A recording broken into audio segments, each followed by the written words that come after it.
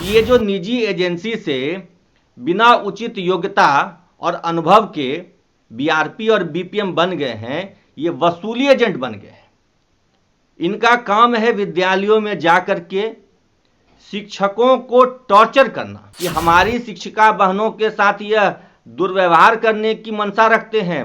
WhatsApp पर उनको गलत सलत मैसेज करते हैं और गलत ढंग का चैट करते हैं उनके। ये जो बीआरपी और बीपीएम है, शिक्षकों से अवैध वसूली करते हैं।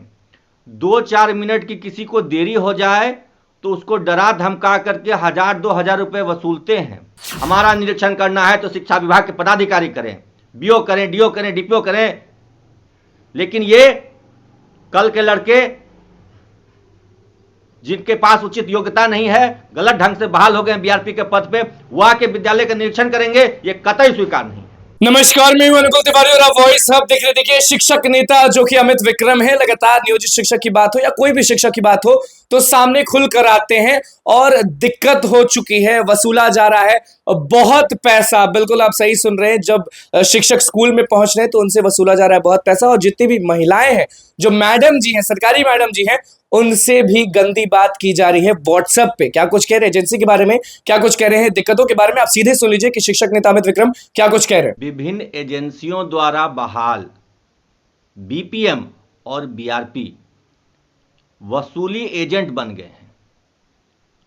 शिक्षा विभाग ने जो पुरानी व्यवस्था थी बीआरपी यानी प्रखंड साधन सेवी की नियुक्ति की, जिसमें कार्यरत शिक्षकों में से ही जो योग्य और अनुभवी होते थे उनका चयन किया जाता था, उसको बदल करके निजी एजेंसी के माध्यम से बीपीएम और बीआरपी की बहाली शुरू करा दी।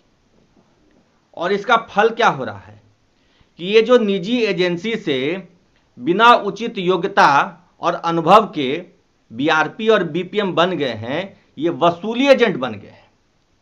इनका काम है विद्यालयों में जाकर के शिक्षकों को टॉर्चर करना। पूरे बिहार से शिकायतें आ रही हैं कि ये जो बीआरपी और बीपीएम है, शिक्षकों से अवैध वसूली करते हैं। 2-4 मिनट की किसी को देरी हो जाए तो उसको डरा धमका करके 1000-2000 रुपए वसूलते हैं। और कहीं कहीं से तो ये भी शिकायत आई है कि हमारी शिक्षिका बहनों के साथ यह दुर्व्यवहार करने की मंशा रखते हैं। व्हाट्सएप पर उनको गलत सलत मैसेज करते हैं और गलत ढंग का चैट करते हैं उनके साथ। इसकी शिकायत भी हुई है और कई जगह तो ये बीआरपी और बीपीएम की पिटाई भी हो रही है। हालांकि मैं ऐसी किसी भी हिंसक घटना का विरोध करता हूं, नहीं होना चाहिए, लेकिन अगर शिक्षकों के साथ दुर्व्यवहार होगा तो शिक्षक क्या करेंगे जब उनका सम्मान ही सुरक्षित नहीं रहेगा। कोई 20 साल 25 साल के अनुभव वाले शिक्षक हैं और कोई भी नया लड़का आकर के उनको विद्यालय संचालन का नियम बताने लगेगा और उनका हाजिरी काटने का डर दिखाने लगेगा, तो ऐसे में शिक्षकों को अपनी मान सम्मान की रक्षा के लिए कुछ तो करना पड़ेगा। और दुर्व्यवहार करेंगे तो उसका ऑन द स्पॉट भी जवाब भी दिया जाएगा। और इस व्यवस्था से, ये जो सिस्टम लाया गया है निजी एजेंसियों का, इस व्यवस्था से एक भी शिक्षक खुश नहीं है। निजी एजेंसियों के माध्यम से जो बहाली हुई है वो गलत तरीके से बहाली हुई है। स्नातक ग्रेड में 5 साल का कार्य अनुभव होना चाहिए बीआरपी की बहाली के लिए, लेकिन एक भी बीआरपी पूरे बिहार में ऐसा नहीं है जिसके पास 5 साल का सेवा अनुभव हो। किसी के पास नहीं है, फिर भी निजी एजेंसियों ने उनको बहाल कर दिया है। यहां तक कि शिक्षा विभाग ने एडवाइजरी जारी किया था कि बिना वांछित योग्यता के नहीं बहाल करना है बीआरपी, लेकिन जिलों में जिला कार्यक्रम पदाधिकारी एसएसए और निजी एजेंसियों की मिली भगत से बिना उचित योग्यता के बीआरपी बहाल हो गए हैं और इसके खिलाफ हमने शिकायत कर दी है। हमने शिक्षा विभाग में इसकी शिकायत की है कि बिना योग्यता के बीआरपीओं की बहाली हुई है और बीपीएम भी जो बहाल हुए हैं उनके पास भी उचित कार्य अनुभव नहीं है। विद्यालय निरीक्षण करने का उनको क्या अधिकार है? वो क्या जानते हैं विद्यालय के बारे में, पठन पाठन के बारे में, अध्यापन कौशल के बारे में जो विद्यालय का निरीक्षण करेंगे? गलत ढंग से एक तो इनकी बहाली हुई है जिसको मैं समाप्त करवा के रखूंगा।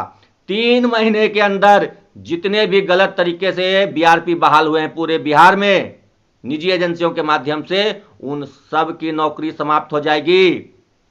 जो गलत सलत तरीकों से बहाल हुए हैं बीआरपी, मैं उनको चुनौती दे रहा हूं और चेतावनी दे रहा हूं कि आपके पास अगर उचित योग्यता नहीं है, स्नातक ग्रेड में 5 साल का कार्य अनुभव नहीं है, तो आप छोड़ दीजिए ये बीआरपी का काम। नहीं तो आप भी जेल जाएंगे, आपकी एजेंसी भी जेल जाएगी, और जो जिला कार्यक्रम पदाधिकारी साइन किए हैं इनकी नियुक्ति पर, ज्वाइनिंग लेटर पर, वो भी जेल जाएंगे। अयोग्य लोगों को बीआरपी बनाया गया है और अब उनके माध्यम से वसूली करवाई जा रही है। ये वसूली हम बर्दाश्त नहीं करेंगे।